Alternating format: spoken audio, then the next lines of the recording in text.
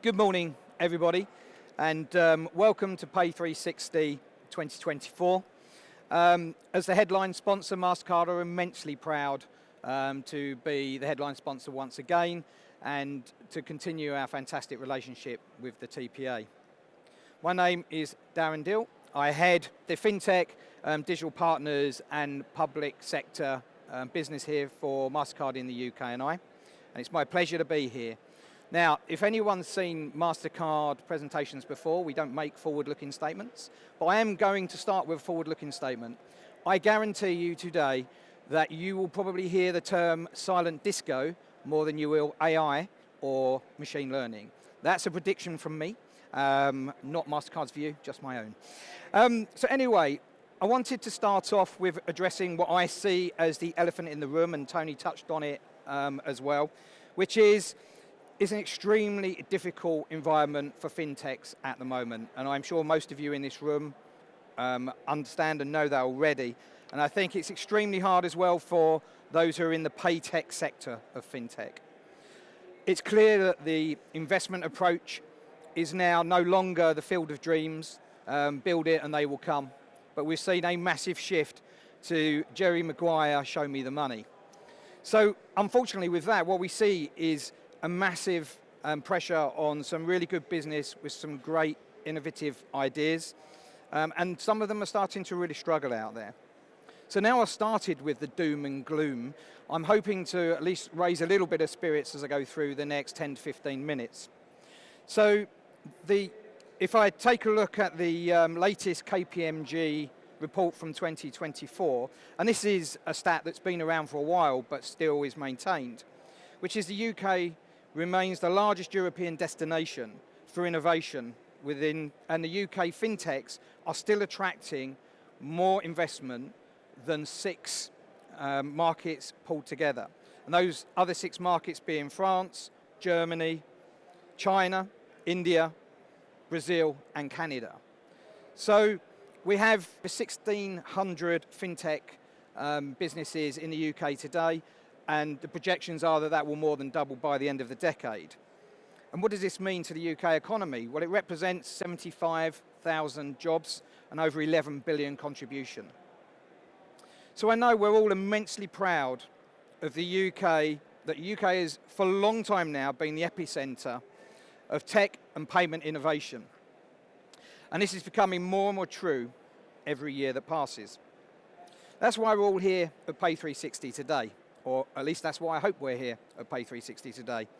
An event that brings together the combined knowledge, expertise and ambition of our leaders from across the business, our innovators from across the industry to explore the remarkable journey of payments in the UK and to lay the foundations for future innovation. It's widely accepted, and Joe's touched on this already this morning, that by the end of the decade, we are likely to see a level of innovation that will reshape commerce and how the birth of a new economy.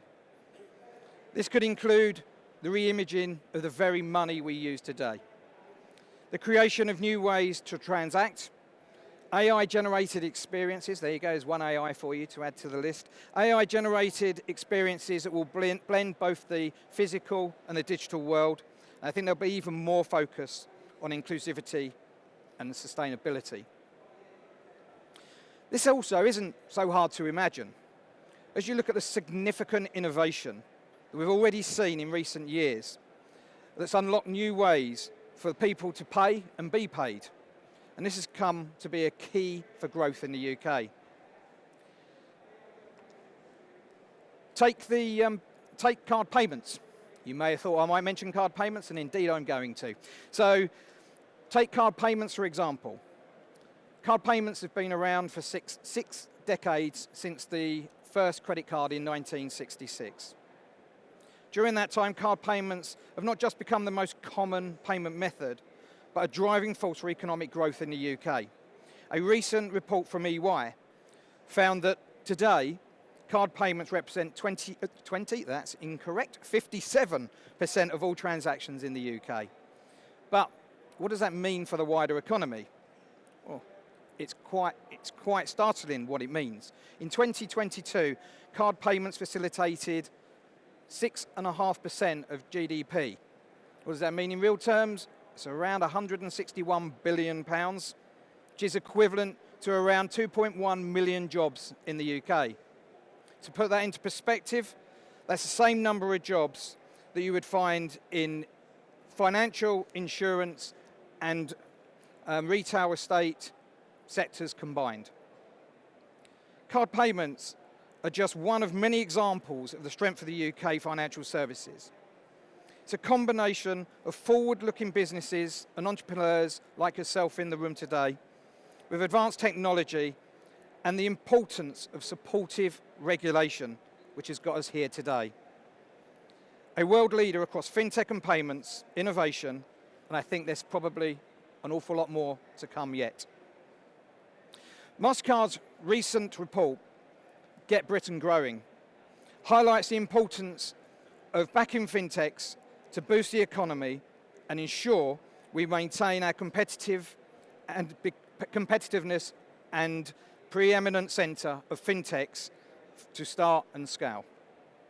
That's the goal of my team here in the UK, to be the partner of choice for fintechs and ensure that they're able to bring their ideas and their innovations and their visions to the market. And fintechs are making strides in addressing the needs of the unbanked and the underbanked through the creation of tailored products and services that foster inclusion and empower people to better understand and manage their finances, whatever their background. Now, when I was preparing for this presentation, I did come across this stat, which I found quite startling, and thought therefore I'd put it up there on the screen for us all to see today. So, through the United Nations Sustainable Development Goals, 97% of UK fintechs have a positive societal impact, which I think is nothing short of remarkable. I thought it was a stat that was worth flagging here today. This looks like a busy slide. I promise you it's a couple of minutes. So a couple of minutes to go through the areas where my team and I are focusing our focus around fintech in the UK today. These are programs that are driven by purpose rather than the bottom line, although at some point those things need to meet. But it is important to understand that these are driven to make a change to the people that they serve rather than being set up, like I say, for the bottom line. So we'll start with payments with purpose. So luckily Andrew Rabbit knows that I'm putting this picture up here of him at Incuto. But Incuto, for those of you who don't know, are an organisation that are set up to help predominantly credit unions with bringing together a platform, products and services that enable them to bring their customers who are within the community into the financial world and ensure that they are not excluded. We then move on to those offering budgeting and affordability tools, such as the Manchester-based Think Money. Think Money have been helping customers since 2001, even before the fintech boom started, a long time before that. But they have continued to help bring their customers tools and services that enable them to budget their money to a better extent and to also take advantage of things such as lower utility bills. So again, helping those in the community. Then customizable controls, and I'm not going to talk about this a great deal. Customizable controls, we're all very familiar with them. Typically we see this around gaming transactions, the flexibility to activate and deactivate certain transaction types on your cards. So really stepping up to use technology to help those who need help to help themselves. Then we move on to helping vulnerable customers. I'm sure many of you saw Jane and Marty on Dragon's Den on the 29th of February, where they secured investment from two dragons, Deborah Meaden and Sarah Davis, for their vision for their organisation, which is a product to help those with dementia keep the flexibility of being a part of the payments ecosystem, whilst there's a watchful eye of a carer or a family member ensuring that they're not being taken advantage of. I'll take this opportunity to congratulate Jane and Marcy on their fantastic achievement, and if you haven't seen them on Dragon's Den, I suggest you Google it. It's worth a watch. So, now we come to the last couple. So those with offering tools to support customers with more financial flexibility. So OnePay, based in Leeds, they've been helping customers since 2007. Their customers tend to be those who are coming into our country to help our economy through services on our farms, fruit picking, etc. But what OnePay are doing is ensuring that they have a product and a service that enables them to join our digital economy here, whilst also having a customer service centre that is based in the language of their home country. And then finally, we have the credit builders. So Currency currently have the Build My Credit Score product, which is using using open banking to enable customers to build their credit score or to correct their credit score through utilising a Currency Build My Credit Score debit card whilst not needing to change the bank that they already have. So I think you can see there's a lot of innovation, a lot of focus being driven from the fintech sector. So from empowering our country's small businesses and addressing financial exclusion and boosting the UK economy, backing continued innovation, this area will bring positive outcomes for all in society. As we get further into what's tipped to be an election year, and I think saying tipped to be an election year is a bit of a stretch of the truth, could even be May, who knows, fingers crossed. We're putting the digital agenda, financial technologies and innovation at the top of our agenda. We shouldn't lose sight that as we look ahead, it remains clear that logical and sustainable growth must account for environmental and social costs. Focusing on this area will be the fastest way to deliver the clean economy, drive economic growth, as well as give us first mover advantages in this sector. It also means creating a fertile environment for innovation by helping close the funding gap for fintechs, enabling them to start and scale more successfully.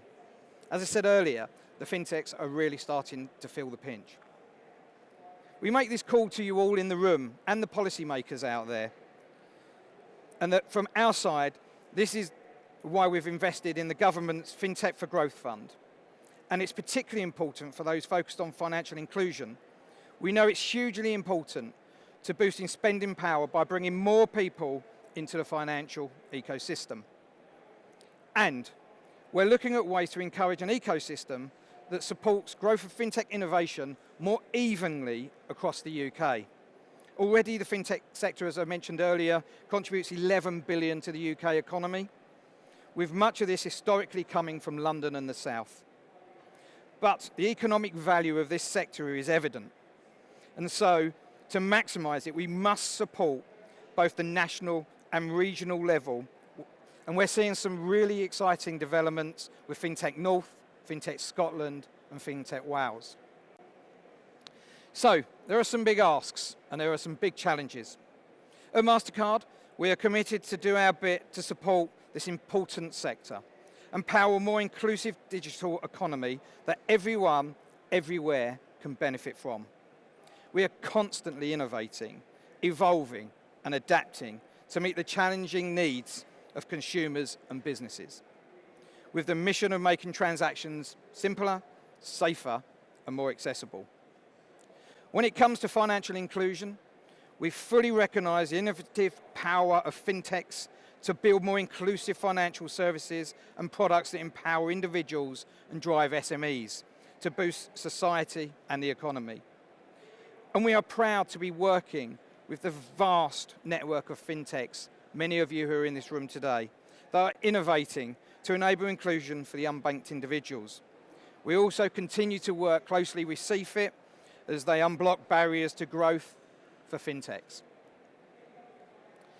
As is clear from ongoing work in this space, We firmly believe that the UK's vibrant fintech sector stands as a powerful force driving economic contribution. So we must get behind the fintech sector. This means investing in innovators, supporting tech development, and pooling our skills and capabilities to create a force for good that drives positive change. This will lead to a multitude of benefits, including even more efficient, secure transactions for consumers and businesses, sustainable and equitable economic growth, increased job opportunities, and more inclusive, accessible systems for all. So, we stand committed to help this effort and mould the economic landscape for the better for both today and years to come. So, that brings me to the end. Thank you very much for listening. I wish you all a massively successful PAY360 and the future beyond. Thank you.